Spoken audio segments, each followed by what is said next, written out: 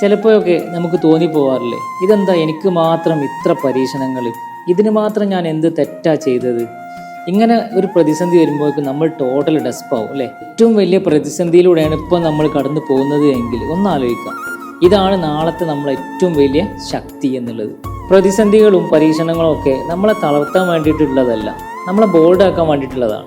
ദൈവം നമുക്കൊരു പരീക്ഷണം തന്നിട്ടുണ്ട് എങ്കിൽ എന്തോ വലിയൊരു ദൗത്യം നമ്മളെ ഏൽപ്പിക്കാൻ പോകുന്നു എന്നതാണ്. നമുക്ക് വേണമെങ്കിൽ ഈ ഒരു പ്രതിസന്ധി പൂർണ്ണമായിട്ട് തളർന്നിട്ട് സൈഡാവാം, അല്ലെങ്കിൽ ഇതിന്ന് പാഠം ഉൾക്കൊണ്ടുകൊണ്ട് എന്ത് ചെയ്യാം, മുന്നോട്ടേക്ക് പോവാം. ശരിയാണ്, പ്രതീക്ഷകൾ നമ്മളെ വല്ലാണ്ട് വേദനിപ്പിക്കും. നമ്മൾ ഉദ്ദേശിച്ച പോലെ കാര്യങ്ങൾ നടന്നിട്ടില്ല എങ്കിൽ നമുക്ക് വിഷമാവും. ദൈവമേ ഇതെന്താ എനിക്ക് മാത്രം ഇങ്ങനെ എന്ന് വരെ നമ്മൾ എന്ത് ചെയ്യും, ആലോചിച്ചു പോകും.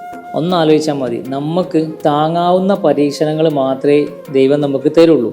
നമ്മളെ ഇമോഷനെ നമുക്ക് കൺട്രോൾ ചെയ്യാൻ കഴിയൂല എങ്കിൽ ദൈവം വലിയ വലിയ ദൗത്യങ്ങളൊന്നും ഒരു കാരണവശാലും നമ്മളെ ഏൽപ്പിക്കൂല.